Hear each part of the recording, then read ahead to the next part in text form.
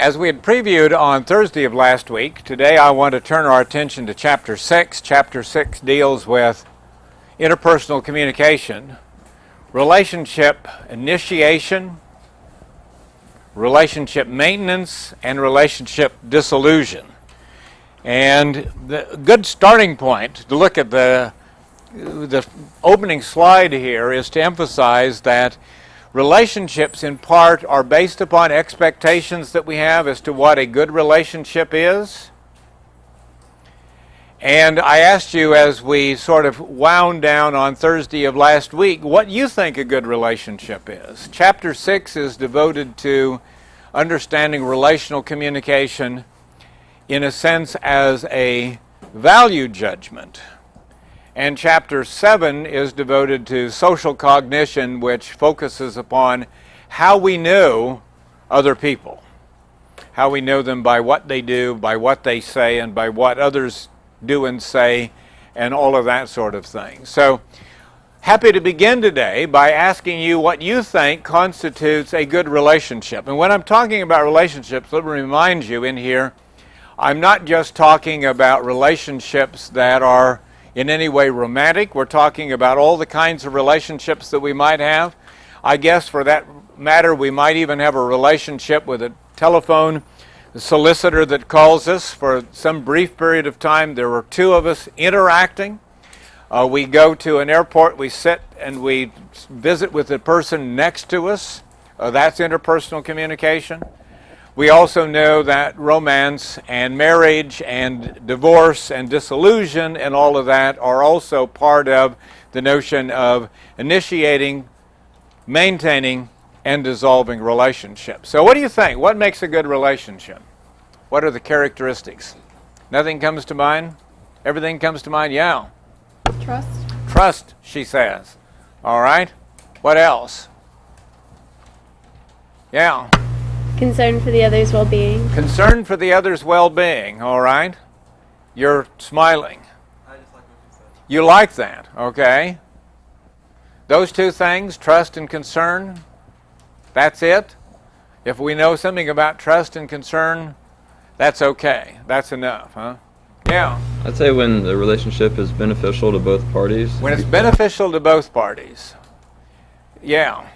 When you can easily relate to the other person. When you can easily, so ease of interaction becomes important, you say, huh? We may find that, ease of interaction. Have you ever met somebody and it seemed that it was very easy to talk to them? Met other people and found it's very difficult to talk to them? When you go away, what do you think about what happened? You don't have to answer that. You wanted to say something else. Yeah. When you bring a uniqueness to the... Uniqueness. We like difference in the people that we run into in interaction. Is that right? We do. You're sure? Or do we like similarity? We don't like similarity. We like uniqueness, all right? Type of personality. What do you mean by personality?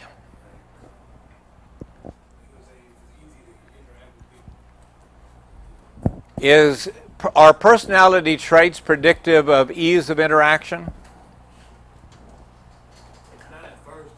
Not at first, you say. Are people that are more open more likely to be easy to interact with than people that are more closed? We talk a lot about sensitivity. Are people that are more sensitive more likely to be easy to interact with than people that are less sensitive? So would those be personality traits? That's what you would have thought of if you had thought of those? Kind of. Well, that's all right. I'm putting words in your mouth, but I'm doing so in a very strategic way. Because sensitivity is a very real part of that. Sensitivity, maybe that becomes part of the notion of concern for others. It may even be some concern for how I'm perceived as a interactant. Wow. We just used a word rather than sender and receiver, didn't we? Interactant. Doesn't that make a whole lot more sense? I'm interacting with you. Am I sending and receiving? Yes. Simultaneously, continuously? Yes. So it makes it almost impossible to figure out when I'm sending or receiving. And isn't it that what you see me doing becomes crucial to the whole process. What I see you doing, hear you doing, and so forth. Well, let's see what happens. Are these characteristics of relationships? And I've asked that the slides be left up all day today because there's a lot of stuff to copy down. Is it likely that relationships are not static? If I were to say true or false, which I never will, but are relationships static? We often say that they are static. I got tired of the relationship. It was a stale relationship. But the irony of it is the other person got stale. You see what I'm saying? Maybe the other person got stale, but the relationship wasn't static. The other person didn't adapt to the dynamism of the relationship. Is it likely that relationships change sort of continually? To what extent are relationships shaped by how we communicate? Therefore, the quality of the relationship is an outcome or a dependent variable. Do we remember that? The difference between an independent and dependent variable? Is how I communicate with you likely to influence whether you see me as a desirable relational partner or not? Meaning that the quality of the relationship is influenced by the quality of communication. Does that make sense? You're so busy writing, I don't know that anyone's listening to me at the moment. That's all right. You can get it on the replay. Let's flip this around. To what extent does the quality of the relationship suggest something about how we communicate? To what extent does the quality of the relationship, The higher the level of quality, the stronger the communication between both partners. Does openness lead to increased openness? Does closedness lead to increased closeness? Does trust beget trust? Does distrust beget distrust? Some of you even remember down at the office pediatrician, children that are taught to love are loving, children that are appreciated learn to appreciate. You see what I'm getting at? There's probably something like that in virtually every pediatrician's office in the world. Parents who pay on time. I'm just teasing. All right. So it can be both an independent and a dependent variable. And that makes it a little bit tricky at times, but thinking about that can be helpful. Do relationships vary in quality? Yes, we know that. We talked about that. We tried to define what makes them of different quality, didn't we? Do we like relationships and want to maintain them when they seem to be positive, where outcomes weigh costs? I think that one of you talked about relationships being mutually beneficial. Let me raise an interesting question. I think it's interesting. You may not. Yawn before I ask the question. Do you think that relationships cost? Do you think that there is a cost of entering into, engaging, maintaining, sustaining, and even ending a relationship? Yeah. There's an emotional cost, and there's Can be a financial cost. Well, definitely financial cost. Can be all kinds of costs, right? You can even lose friends in other relationships. One of the segments that I've got for us to look at actually are the two last segments of Friends from last season. So those of you that missed it, if it ever gets up on WebCT, can catch up on your Friends episodes. That also will become relevant when we talk later on about episode and episodic memory in the discussion of mass communication. Are relationships negotiated? Do we negotiate a relationship? Can we say to one another, that's unfair? Can we say, you're not open enough, you need to talk to me more? I find myself threatened by certain conversation. Can we say that? Are they co-defined? We get into a lot of issues of gender. To what extent does people's expectation of a relationship influence how they engage in a relationship? Meaning, if it's a romantic relationship, are women supposed to be subordinate to men? Are women supposed to dominate men? Are women supposed to be defensive? Are women supposed to be offensive? You see what I'm getting at? How we co-define that. Can we negotiate with one another even what the meaning of certain phrases and words are that are unique to us in our relationship? Do we have code words? I certainly do with my grandkids. I love to play word games, and so I teach them things. And I was watching a movie the other night, Lonesome Dove. Some of you may remember that. Maybe you've never seen it. Interesting, about Texas. Robert Duvall is in it, Tommy Lee Jones. They come in after dinner one night, they sit down, and they've got beans. And I was sitting there watching this with my grandson. And I said, they love those beans. So now for some period of time we play when we're going to eat. We're going out to get beans because we love those beans. We co-define what is a joke, what is humor, what is the quality of our interaction, don't we? Do I know when we're fighting? You think I ever ask my wife, are we in a fight? Are we having a fight? Because if you think we aren't and I think we are, now we got a problem. Maybe we need to stop and deal with that. And after 38 years, I still don't know all the time that we're in a fight.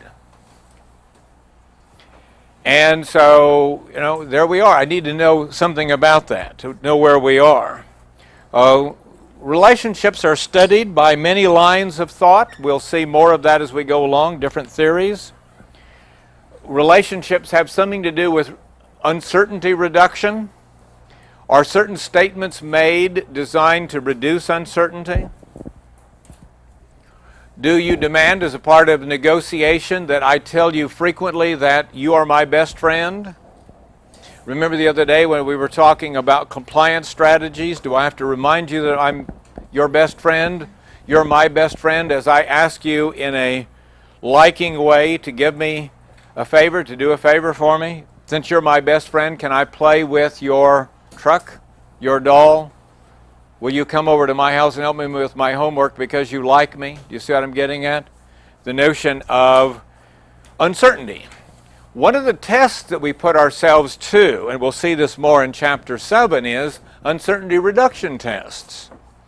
I may raise the ante on how much I'm asking you to expand on the relationship to see how strong the relationship is. I may ask you to do things. I may ask you to endure things. We talk about endurance tests. One summer as I was talking about endurance tests, I said, for instance, if the guy will go to the fabric store with the woman, and the woman will go to a hardware store with a guy, and two of the students that were in class nearly fell out of their chair laughing. And I found out later, he's the hardware store guy and she's the fabric store woman. And, oh no, don't make me go do that. Oh no, I don't want to do that, right? And so the notion is, if I will do something that I don't want to do, it is a demonstration that I like you as a person and I want to reward you by doing what you want to do. So these are tests that we put people to. Reduction of uncertainty. Do I think you're trustworthy? Do I think you're trustworthy? Do I think you'll take advantage of my vulnerability? Am I safe? All of these kinds of things. And finally, a theme that we introduced in the chapter on persuasion, to what extent is relationship building the product of persuasion? That I persuade you to like me, to persuade you that I am a likable person, that I do certain sorts of things, I say certain sorts of things. And I guess I ought to stop and emphasize right now that doing is an important part of interpersonal communication. The nonverbal components become really important here. The doing part is important as well. We'll see more of that later on. Well, dyadic. We talk about dyads. Dyads are simply two people. We tend to think about interpersonal communication as something that goes on between two people. Dyadic interaction, this is essentially a definition of interpersonal communication in which people negotiate relationships by using communication styles. Is dating fraught with communication styles? Is getting to know somebody? Shared experiences, disclosure, are those communication styles? Being pleasant, being easy in interaction, not being threatening. As I mentioned before, when I come to town, I stay in a motel. Several of us gather in the morning in various ways. Guy came in the other day, and he thought he was the super character. I was quite happy to get out of there that morning because he was wearing me out. I wasn't interested in his being amusing, nor my being amused. I wanted to have my breakfast, a little bit of a snack. I wanted to have my coffee. I wanted to read the comic section of the newspaper, and somehow he didn't fit into my life. He was too expensive for what he thought he was giving or what he was wanting back in that kind of a relationship. So communication styles, rules, oh my gosh. We're back to rules again. You thought you could give up on rules, huh? Are there communication rules, dating behavior, relationship maintenance behavior? Let's test this one. If you're in the greeting card sending business, and one of the kinds of greeting cards that we send are seasonal, we also send birthday greeting cards, don't we? If you send a greeting card to somebody and they don't send one back, do you nevertheless next year keep them on your Christmas list? How many times before you take them off your list, your seasonal greeting list? I've found people have very definite rules. 3, that's it. You only get 3 times. Once, I figure the mail didn't do it. 2, assume that you forgot. 3, that's it. Now I know you don't like me, right? The rules of engagement. To what extent do I have to tell you, I love you every day, I love you in a million, billion, trillion ways? And it's interesting also, isn't it, how we negotiate that? There's a study in the chapter that talks about turning points in relationships. You have a romance with somebody, you get away from them for a period of time, you write every day, or you email now, or you call on cell phone. Is it video cell phone now? You have to show pictures of yourself 3 times a day. I don't know what it is, right? But there are rules, aren't there? And is it likely that over time, if the relationship is not holding up to the strains of distance romance, that the length of time between phone calls or the length of letters or the number of X's and O's at the bottom begins to change? There are rules. There are rules, right? We work all of this out. Display affection. I think I mentioned to you that my grandchildren are going through that phase where if you try to give them a goodnight kiss, they wipe it off.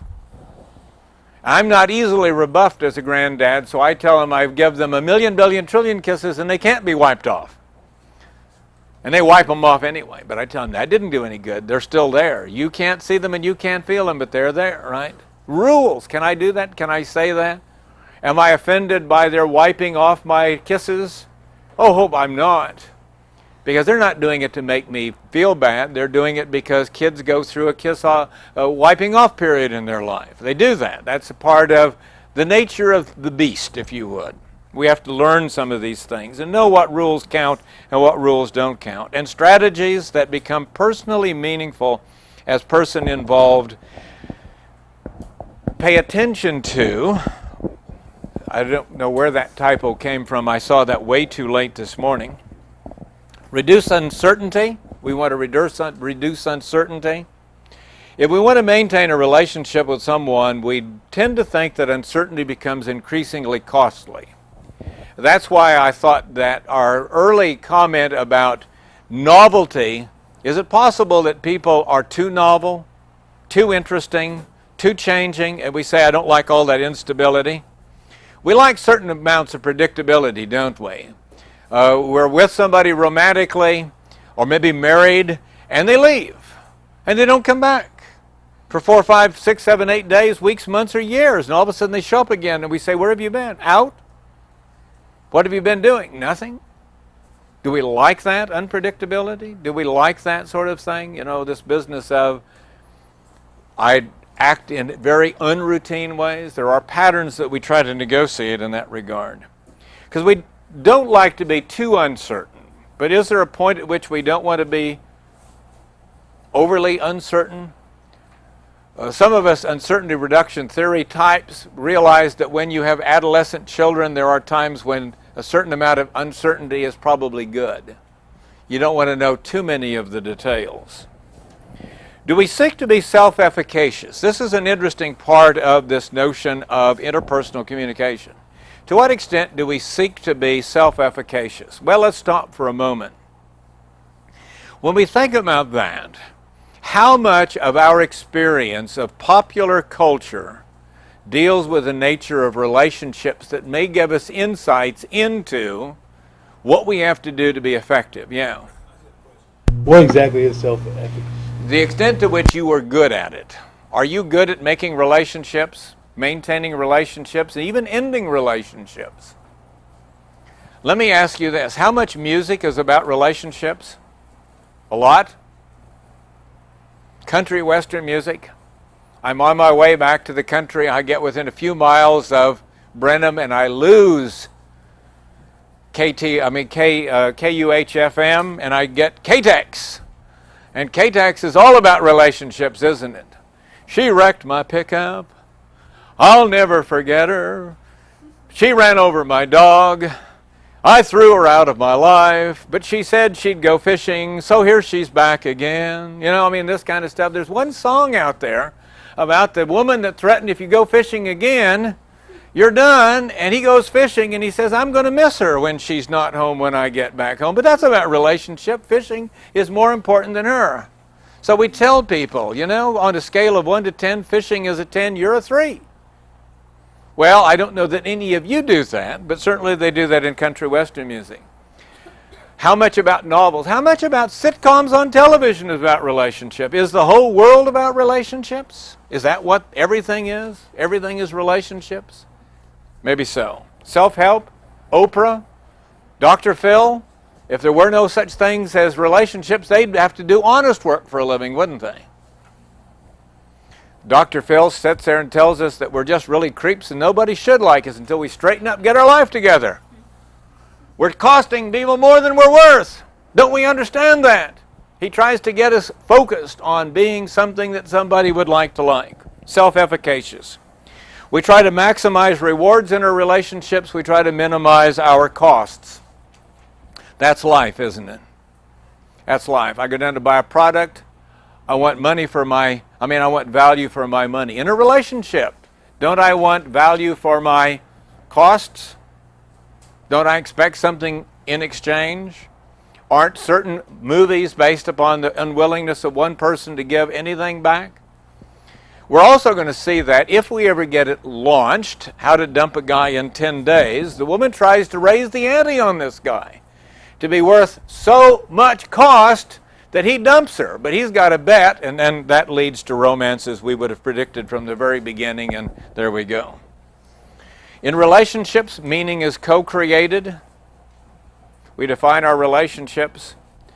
If you and I call each other snuggums, don't we know what that means? And it means something to us and it doesn't mean anything to anybody else. I think I've mentioned in here that at some point in romantic bliss, some 38 plus years ago, I said to my wife, probably under the influence of adult beverages, that's our song.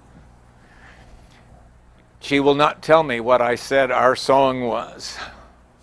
But that's meaning that I can handle. But when she finally divorces me, throws me out, she'll say it's because you didn't remember what our song was, right? The study focuses on the quality of relationships as a goal, positive outweighing negative. Negative is too costly, too time inefficient. We don't like that. We say to people, straighten up, act right, be good. A lot of conversation is meta-communication about relationship management. Is that right? Why do we say the things we do to one another? It's to tell them what we think are the codified or negotiated rules of this relationship. You don't treat me well. You treat me badly. I don't like the way you treat me. Aren't those statements that are relevant to a cost analysis of a relationship? The accuracy of people's understanding of one another. We've talked about that in co-orientation theory. Some of you skillfully avoided that on the first exam. We're not going to give up on it. We're going to keep after it accurately. To what extent do I really know who you are? To what extent do I really know who you are? Meaning that, among other things, I can tell you about yourself. And what I tell you about yourself, you would know about yourself. One of the themes that runs through relationships is storytelling, story enactment, isn't it? Communication, planning, and competence. We plan to communicate. Various people are better at it than other people. Sensitive people are better planners than insensitive people. Typically, women are better planners than men. If we have a particularly important outcome, we have lots of options that we have to deal with. Sometimes the complexity of our plan can be too big for us and we get lost in our plan. I find it interesting that with children, they think they have a plan, they're going to outdo their old granddad, and so they come up and they're going to wheedle something out of me, which I'm going to give them anyway, but I make them work for a while, right? Oh, could we have that? No. Why would you want it? Doesn't look very good to me. To see how much they want it, right? But they have a little plan. Grandma said that when you came to the mercantile, you'd buy this for it. Oh, thank you, Grandma. There's one negative on the accounting side of our relationship. Not really. She knows I'm a softie. Well, theories. Oh my gosh, you say theories. We're back to theories. We're looking for theories. We're going to write a paper about theories. But one of our theories argues that we're like onions. Now, there should be a nice statement up there about the premise. And it should say something like this, that relationships are enriched by strategic, reciprocated disclosure. Relationships are enriched by strategic, reciprocated disclosure.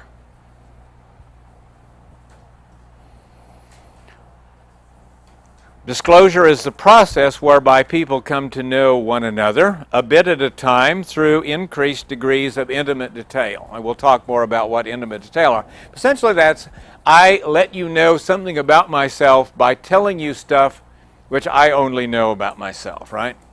Increased amounts of intimate detail. She wants me to repeat that. Disclosure is the process whereby people come to know one another. Now, I may get to know you through attribution, but I may get to know you by what you say, by what you do. A bit at a time through increased degrees of intimate detail. Is it possible that when I meet you for the first time, I'm not going to find out everything about you, but I might find out some things about you? We can then begin to think about kinds of information, public information. What do you put into the category of public about yourself? What are you quite willing to tell somebody that you meet? Hi, I'm a college student. I'm doing the following sorts of things. This is what I like in life. I find it interesting that students sometimes say, I went home and told my parents what it is that I wanted to study, what my major is, and they said, why? That's pretty dumb. Can you make a living doing that? So there we were making a little public announcement even to our parents, and we didn't necessarily get met by unconditional love. Now, I don't know what Dr. Phil would say about that, but we know that that's a possibility, don't we? That we do something that others may not appreciate, they may not like, they may not approve of. And so the notion then is disclosure may be situational, it may be individual based upon what our friend back there said are personality characteristics. Public, what am I willing to tell you early on? If I get to know you and you begin to disclose something about yourself and I begin to disclose something about myself, are we then likely to move into the realm of the semi-private? We typically refer to the private areas as information which can have greater social cost. Do you see what I'm getting at? Information that can have greater social cost. By social cost, I would say something like rejection, put down, denial. See what I'm getting at? Is there then a built-in bias in dating to be eternally positive even if a liar? Because we want to put our best foot forward, so we lie. Here's who we really are. And if I think you like something, I may tell you that I like it too. And then I wonder why you don't trust me. Because we have tests that we put people to see whether they're telling the truth, don't we? Deception tests. Semi-private. Well, you remember I said people were like onions. The people that argue for this theory suggest that like onions, we let people get to know us a layer at a time, moving inward a layer at a time. Like onions have layers, we have layers. We have layers.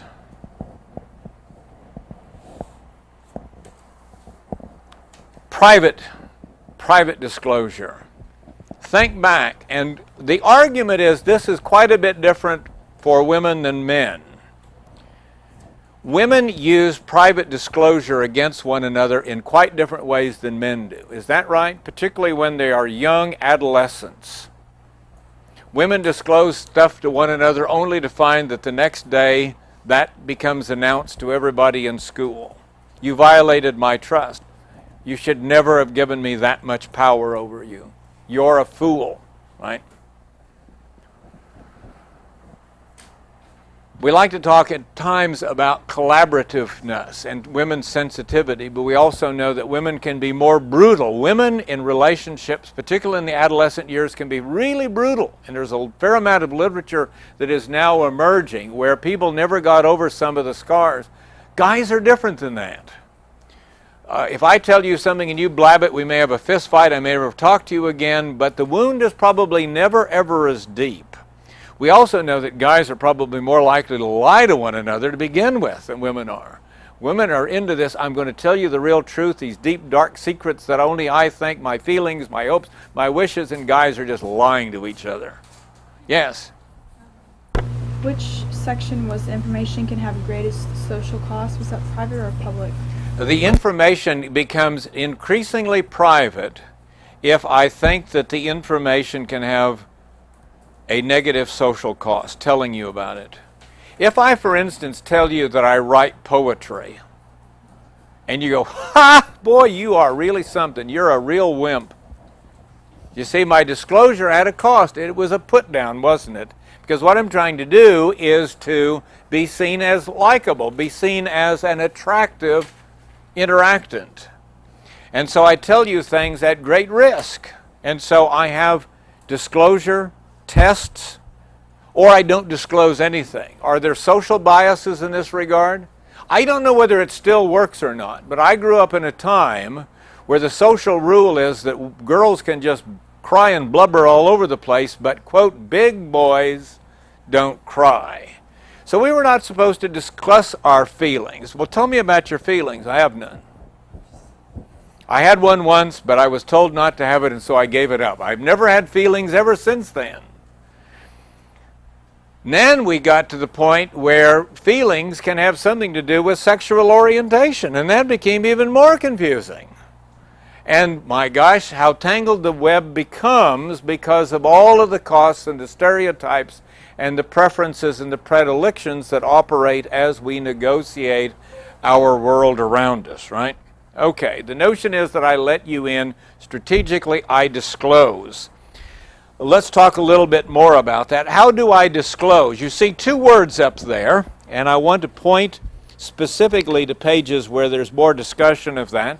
Page 225, this is the sliced bread part of this theory. We know that there are two dimensions to disclosure.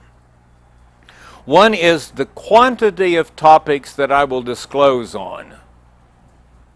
The quantity of topics. Let's say that there are 500 topics and I'll disclose on 10 of them. And as I get to know you better, I'll disclose 20 of them. And I get to know you better, I'll disclose 30, right? Meaning that the quantity of topics, how many topics will I disclose on? You want to know about my family, and I say, I don't talk about my family. When you were a boy, what was it like? I don't talk about that. See, I don't disclose on those topics. What do you think about this? I don't want to talk about it. See what we're getting at? See how it works? Does it sound familiar? Does it ring that bell of being familiar in that regard? The quality of disclosure means how much private detail I am willing to give on any topic. How much private detail I'm willing to give on any topic. Is it possible that we have some private stuff that we don't talk with anybody about? Is it possible that we have some private stuff that we don't talk to anyone about? It's ours. I don't want anyone to know it. And so I keep it to myself. But we can also get into a bind where there are varying degrees of openness. We talked about openness as being a virtue. Do women typically prefer more openness, meaning an increased quantity and quality of disclosure? Is that right? Than men? You think? Yes, no, no, yes, yes, no. In the literature is often a preference that women want more disclosure. Women are more willing to give more disclosure, but women are also more strategic in their disclosure than men are.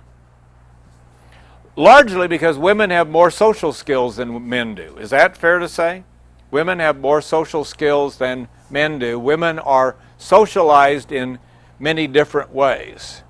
One would argue, for a variety of reasons, that relationships are more important and more complicated to women than men. Would you agree with that? Marital relationships, even more so, because the cost of marriage in our society can be disproportionately borne by the woman. For instance, if the woman gets stuck with debts and or children and or any number of things, and I'm not sure I should put the word stuck with children, but there is that feeling of being abandoned, being left, and so forth and so forth. And so the argument is that they have to work harder, and they do work harder, because the potential costs of certain relationships are known and greater than those perhaps of the man.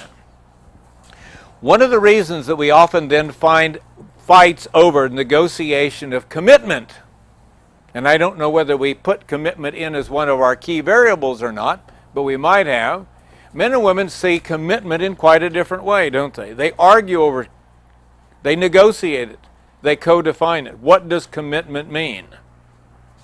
And we talk about it. We try to put it into some sort of a package. Orientation means that I open myself at a very public, perhaps, or certainly a very semi-private way on a particular topic. I then maybe get deeper exploratory affective exchange. We know that often feelings are harder to disclose. They're more costly than other elements of disclosure. Feelings. We then get into increased affective exchange, and romance is often predicated upon the ease and ability of affect exchange. Romance. But a lot of times family as well, right?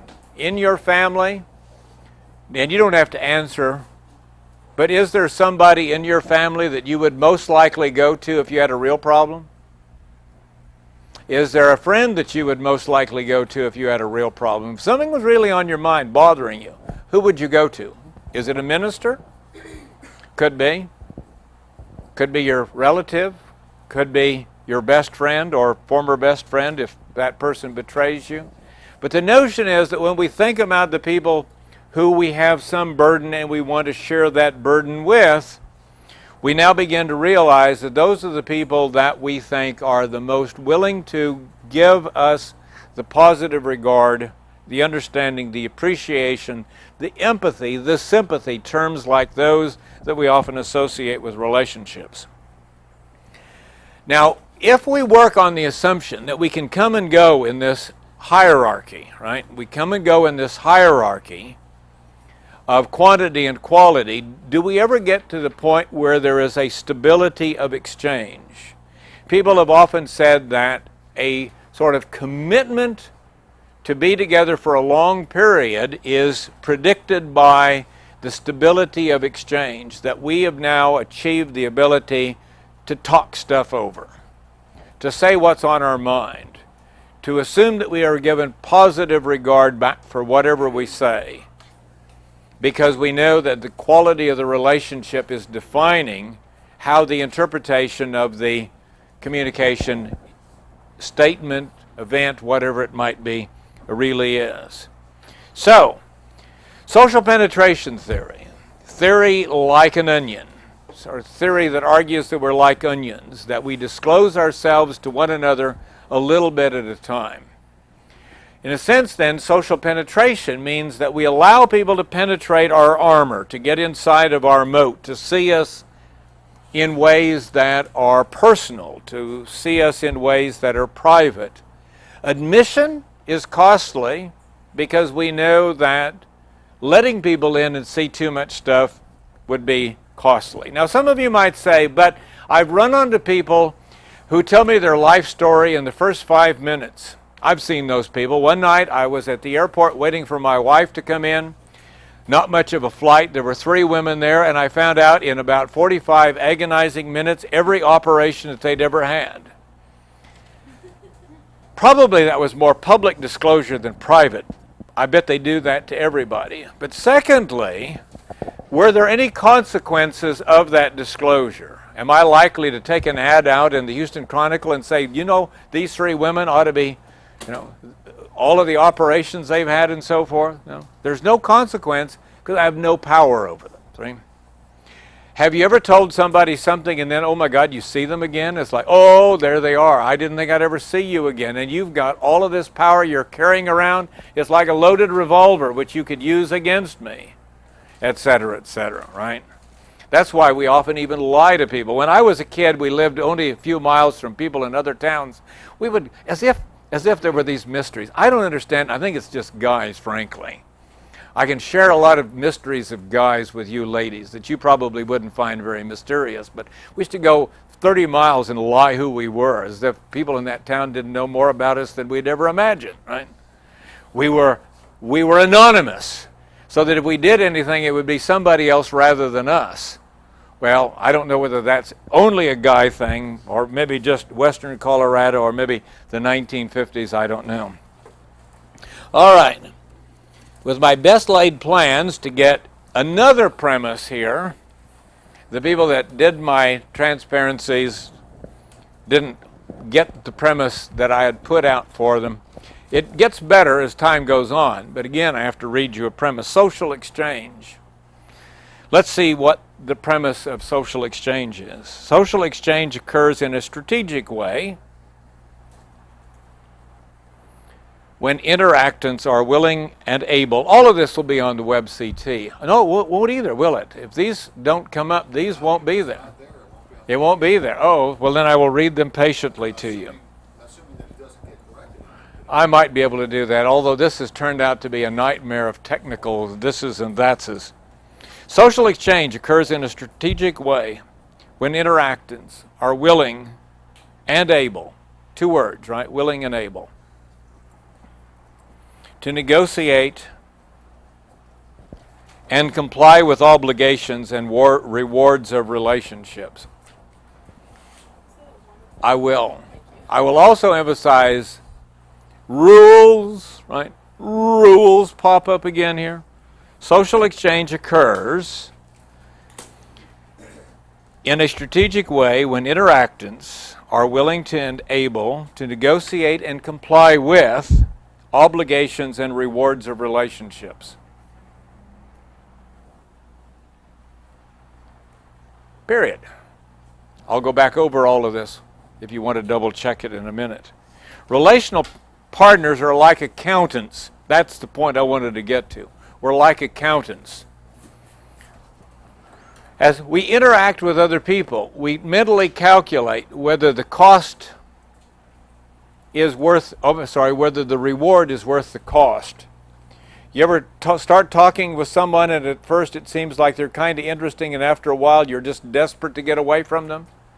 The argument is that what seemed to be rewarding has now become costly and we're desperate to get away with them or from them.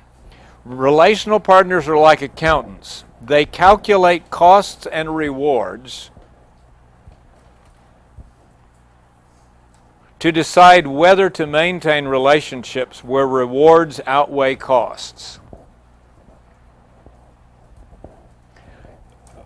How to dump a guy in 10 days or whatever it is. She tries to become too costly. she gets what I think to be the ugliest dog in the world and palms it off on the guy.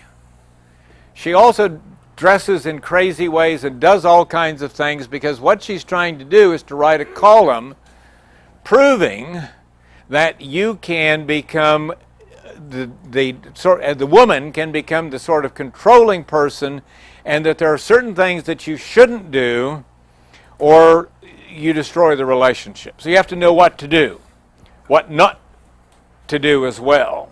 And she's trying to write a column and demonstrate all of that while dealing with a guy who's got a bet that he can get her to love him in 10 days or something like that.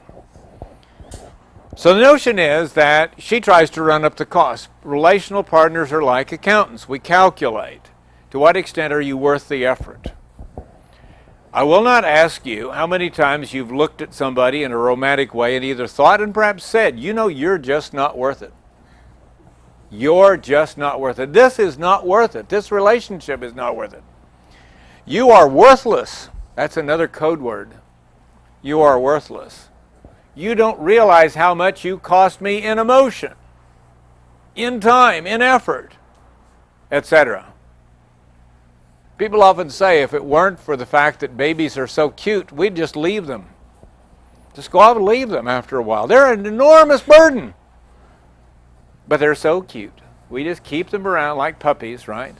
We go home this afternoon, our dog has eaten our best pair of shoes, part of the sofa, and we say, oh, that's okay, you're just so cute. If we adopted a full-grown dog and it did that, we'd have him down at the Humane Center in about 30 seconds. But they're so cute, right? So the notion is that cuteness buys something. Cuteness buys something, perhaps. Well, anyway, we're accountants. Whether you like that or not, the argument is that as we interact with other people, we weigh the costs of them, we weigh the benefits of them, and we do so in an ongoing way, meaning that what is going on in our relationship today may be different somewhere down the line.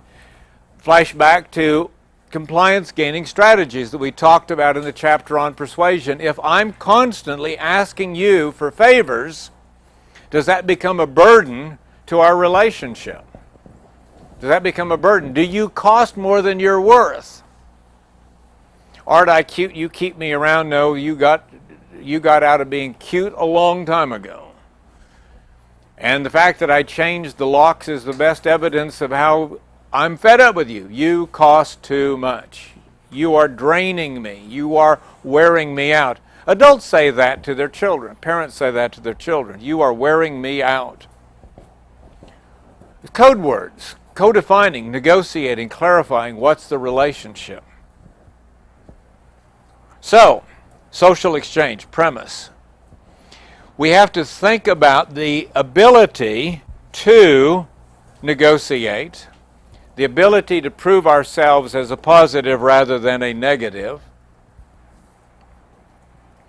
We engage in some sort of relational exchange, and then we decide whether the individual is indeed worth the cost or not. Now, there are elements of reciprocity that go through this.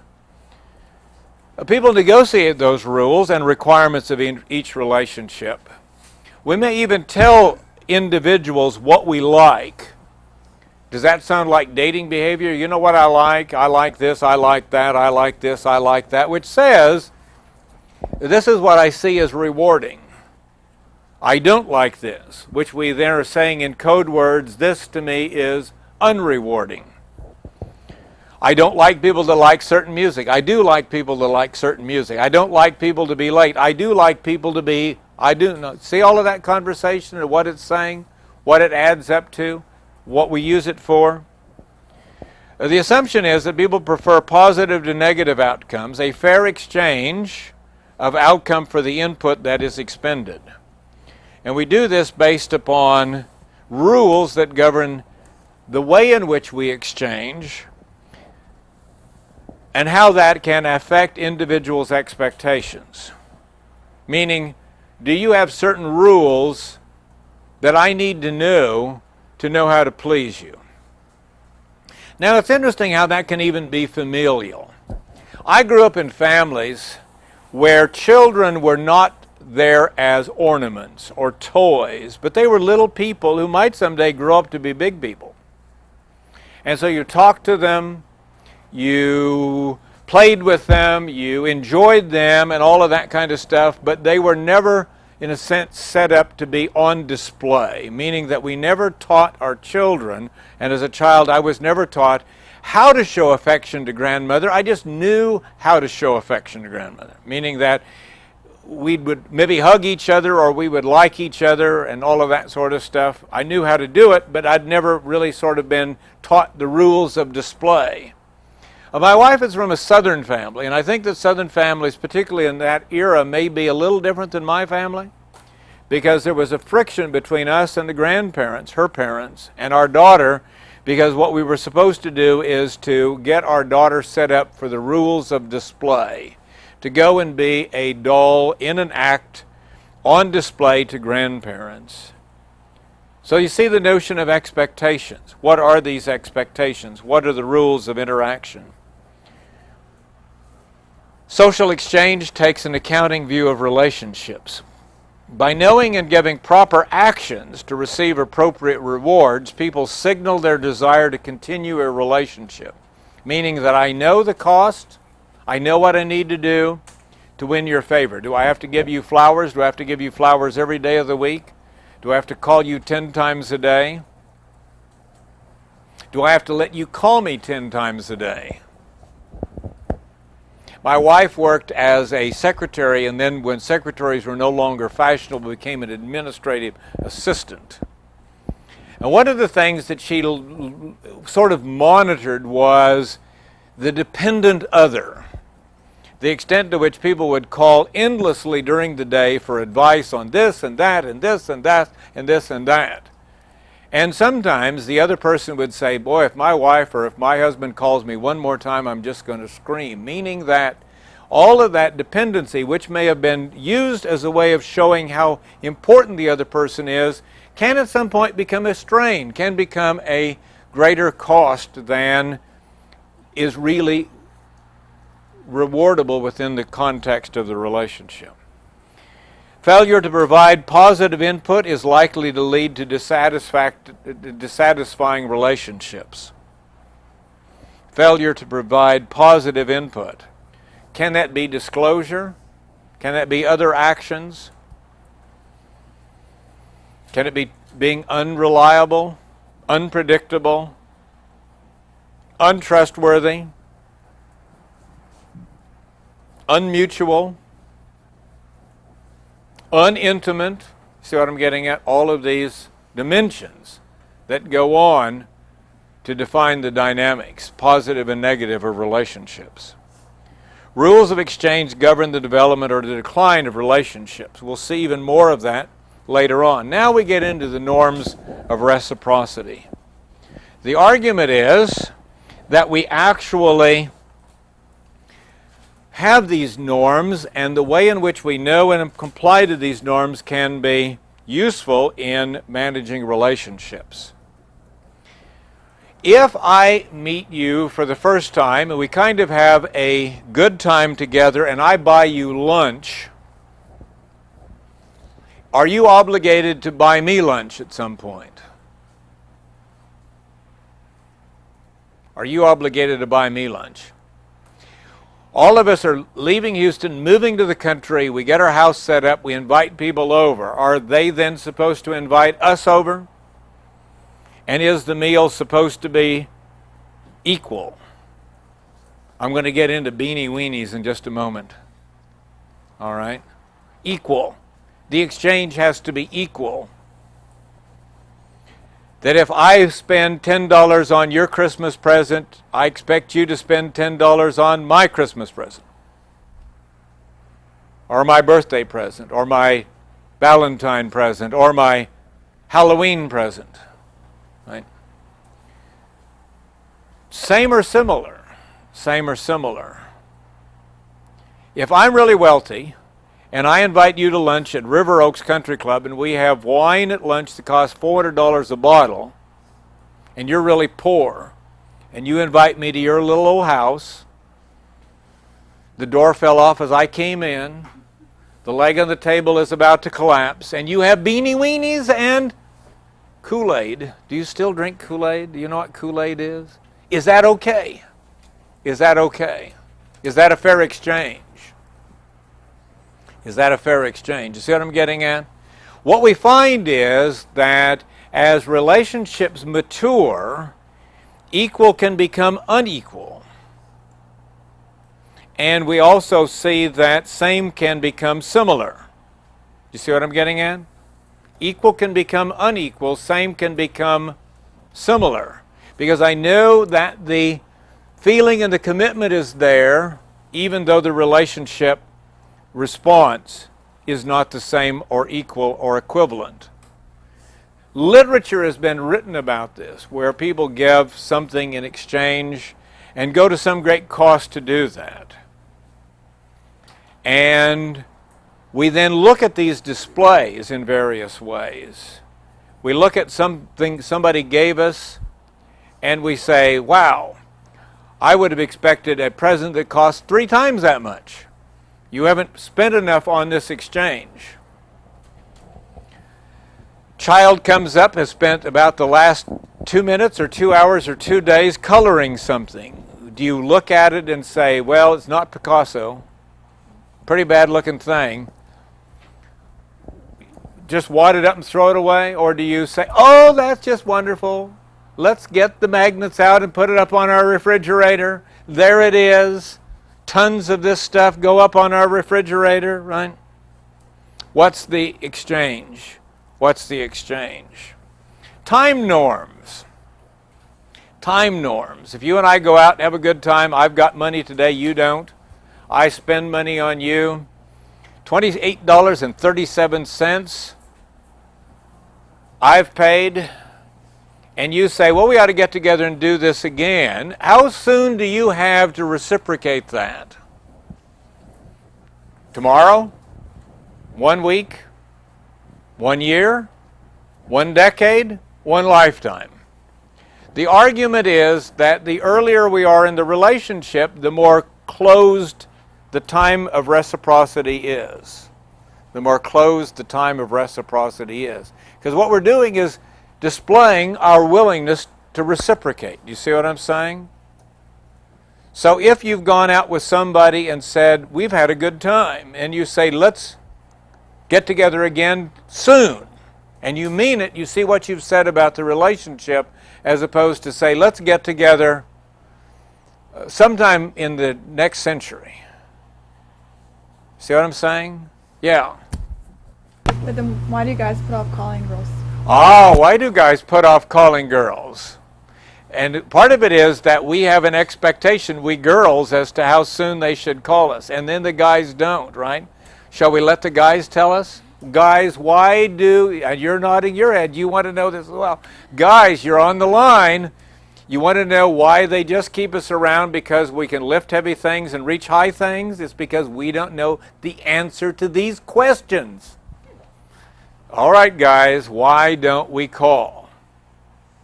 Do we think that we're so worth it? That we're worth waiting for?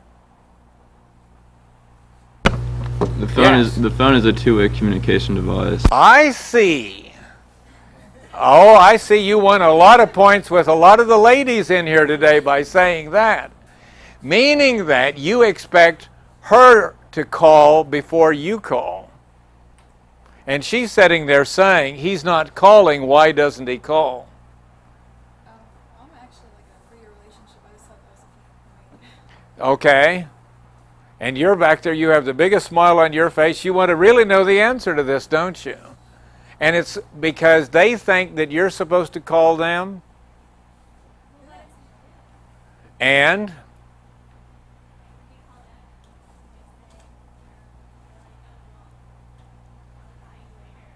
you bet. All of this business of time, and we're beginning to calculate it up, and what we're saying is cost, cost, cost, cost, cost. On that side of the accounting sheet, reward zero, reward zero, reward minus, reward minus. And then, then the guy says, well, here I am. And then you say, sorry, I've had somebody audit the accounting sheet and you're a total thug, a jerk, and all of these kinds of things. They don't get it, right? Okay. Maybe it's just about importance and how important are you? Do I want to spend more time with you? Commitment, importance, all of these kinds of things. We have another lone male voice in the back willing to disclose. It is not our fault. We get distracted. We get distracted. Women are just, in town it's football, out in the country it's hunting season. I couldn't possibly get back to you, it was hunting. And if it wasn't hunting, it was fishing. You're not nearly as important as killing an innocent animal is to me. And then we wonder why they think we're jerks. We've given them every reason to believe that their hypothesis, men are pigs, is really true, right? But we are strong. We can lift heavy things. We are taller. We may be able to reach higher things, or at least remember where the ladder is. We are the tool maker, the tool user, right? Okay. Well, okay. I have to link my exchange with you. I have to link. I might say, for instance, remember the other day when you took me to lunch, I want to take you to lunch. More likely to do that early in the relationship than later on in the relationship. Transferability. Transferability means that I may pass beyond you some invitation. Saying, for instance, I want to take you out and I'm willing to take other people out. I'm willing to transfer the time back, or I'm willing to postpone, but postpone to a time certain. I'm willing to deal with this. I think that the notion of the man not calling, the man not willing to deal with transferability, is this elusive thing of men's unwillingness to deal in a positive way with commitment. Do you think that's it? A men's inherent unwillingness to deal with the issue of commitment, whatever it might be. Rule compliance serves as indicators of individuals' willingness and ability to create and sustain a relationship. So let's see what we've got here. Depth. We're looking for a taxonomy of words that we can use to define relationships. And we've moved now away from social exchange theory. Moved away from social exchange theory. One of the things that let me just back up a little bit. One of the things I wanted to talk about in terms of transferability, if I take you on, to what extent do I take on other things of yours? Is that an exchange rate as well? I take on other things of yours or other people in your life. Do you bring baggage? Do you bring baggage? Right? Do you bring baggage? We're going to see that as a problem. Sometimes that's even relatives. In a relationship, are you afraid to introduce certain members of your family because you know their baggage? I could be very disclosive about my wife's family, but I won't. She monitors these tapes. But if I were to say the one cousin, you probably would know what I'm talking about. In every large family, isn't there one cousin? See what I'm getting at? Or is it the dog? I show up with my dog. I show up with all my stuff. Women obsess about bathrooms. They also consume bathrooms. I'm here to tell you. In my little place in the country, my wife built a bathroom and I have about 3 square feet, which is more than enough. She has the rest of this bathroom. There are drawers, there are these, there are thats, there is all of this, there is mirrors, there is lights, there is... Because in a sense, that's the way the world works, right? But if you have this defined space and it's small, I'm just teasing. Not too much, right? Transferability. What do I have to take on? What are the rules of reciprocity? And the argument is that the more I like you, the more I'm willing to take on, the more I'm willing to show what I like. Country western songs, there's one out there now about being raised by the man who didn't need to be my dad, but he was, right? Isn't that taking on transferability, et cetera, et cetera? Okay. Depth. The depth of a relationship. The depth of a relationship. You've been married for 45 years. How much can you talk about by saying very little? How much can you talk about by saying very little? Because you've had so many experiences together. You've done so much. You've seen so much. And it can be either positive or negative. It can be abrasive or not abrasive. But typically the notion of we have a richness of depth, we have a richness of breadth. Sort of what we were talking about earlier in terms of quantity and quality. We've been down the road together. Good friends. Good friends can talk to one another in code words and say a lot because they have so much that they've shared, so much that they have disclosed to one another. Evaluation. To what extent is evaluation a part of relationship? Do men approach relationships in a much more neutral way, or perhaps even a selfish way, as opposed to women that see relationships and evaluate relationships in a much different kind of way? Smoothness. Some of you talked about ease. There's a section in the text. There's a guy from the University of Texas by the name of Mark Knapp, K-N-A-P-P, who talks about the ease of exchange, the smoothness of exchange. And Mark is a smooth talker. He's a smooth talker, right? He's an easy talker guy. So you meet somebody for the first time and you see that they are smooth, easy talkers. Is that a positive, is that a negative, or is that a neutral? Yeah. It's a positive. It's a positive. I see, yes. You may have some total aversion to smooth talkers. You may have an aversion to smooth talkers because you are not sure that their cleverness and their affability isn't a device that they use like used car salesmen. Yeah. It just depends. It can be neutral depending on how you use the smooth talking Or how you perceive it. as well. Yeah. One of my good friends is a question asker. Somebody said the best way to conduct a conversation is to ask questions. Is that part of smooth talk? To listen to other individuals, to ask questions, to invite, to make comments, to reciprocate, is that smoothness? Is smoothness always being able to have an answer to every question, no matter how that answer may or may not seem to be truthful? So smooth and truth and distrust might be a package of sorts. Difficulty. Spontaneity. Do we like spontaneity in conversation? Do we get to the point that too much spontaneity can be disruptive? Your generation is probably so tough that there is nothing where spontaneity ever counts for anything anymore. I say that because I've never seen a generation that is more into the sorts of things that people my age would never have done or only done after substantial amounts of alcoholic beverage, like wiring your faces and other parts of your body with massive amounts of metal. If we did that when I was a kid, it was because you ran into a fence.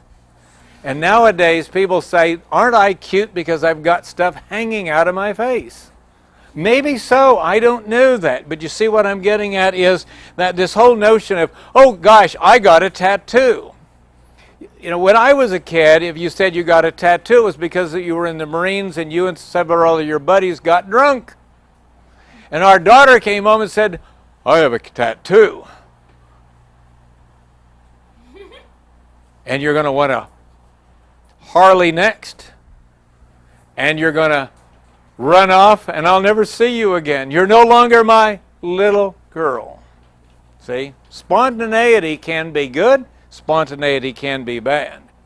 Are we likely to blurt out anything that comes into our mind in the middle of a conversation?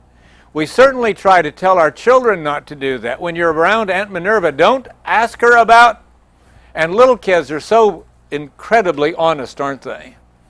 Our daughter one time looked at her granddad and said, "You look like Colonel Sanders." He didn't understand it, but he thought it was a positive statement. What she meant was that his wrinkles in his face were like the wrinkles in Kentucky Fried Chicken cooked at a certain temperature. We never told him what that meant when we found out. We went, "Why does he look like Colonel Sanders?" "Because his face is all wrinkled." "Oh, you don't tell Granddad that, right?" "Boy, you stink." Spontaneity can be good, maybe. Openness can be good, maybe, maybe not. Flexibility, the ability to engage in a variety of communication plans, engage in a variety of different discussions. Flexibility, talk about various sorts of things. Uniqueness, my uniqueness friend back there, the extent to which we like to be unique. Uniqueness can be good. It's probably situational. And there are times even when the very unique can go too far. Personalized communication, characterized by the sorts of communication that you and I tend to develop that is unique to us. Our own little personal conversation. Uniqueness was on the other slide. Personalized communication is on the other slide. Synchronized communication. Synchronized communication. The ease of communication is because it is synchronized. We seem to chat. We seem to talk. And it may be what we know about, and what I don't know about I'm willing to listen to you tell me about. Dominance versus submission. We're going to get into the issues of control. In what ways in relationships are we willing to give control to the other person? To what extent do we expect the other person to control various aspects of the relationship? To what extent do we assume that control is best if it is mutual? With children, don't adults need to exert a variety of kinds of control? We should tell them what is good for them, what food is good. We shouldn't let them stock up on everything that they're exposed to in the checkout line. "Oh yeah, we'll load up the Reese's peanut butter cups, but beyond that, maybe we ought to say no." And I say that because I love Reese's peanut butter cups. Right? But there ought to be some amount of dominance. Don't do that. Sit down, shut up, be quiet, talk up, those kinds of things. Aren't we in some sense, by statements, helping children to know the rules of society? Now, one of the problems here is that we can tell them and teach them dysfunctional rules. One of the best predictors of a person that turns out to be abusive is a person who was abused. See what I'm getting at is that by being, quote, instructive or dominating, we can make people to be different. So it's something that we have to think about and to work out. Submission. When a submissive decides to quit being submissive, the nature of the relationship has changed, and we'll see that a little bit more. Immediacy. Children are enormously immediate. What does that mean? They are what their feelings seem to be. My grandson is going through a period where he's afraid to go to sleep because he's been having dreams of sharks, and he just doesn't like that, and you can see it all over him. My granddaughter the other night was watching a video, and it had to do with Dumbo. Remember Dumbo? And Dumbo's mother gets put in the cage, and my little granddaughter was oh so unhappy. Immediacy. But as we get older, we learn to mask our feelings, don't we? We learn not to reveal stuff. Similarity, formality, task orientation. Are men task-oriented in their conversation? Women are socio-emotional. Equality, receptivity, trust, composure, and so forth down the line. Well, next time, if you're tracking, we will pick this up by looking at the work of Rogers and Millar. There are 3 dominant variables that they talk about: control or power, trust, and intimacy. And they argue that interpersonal communication is the sum of all 3 of those. So we'll see you on Thursday.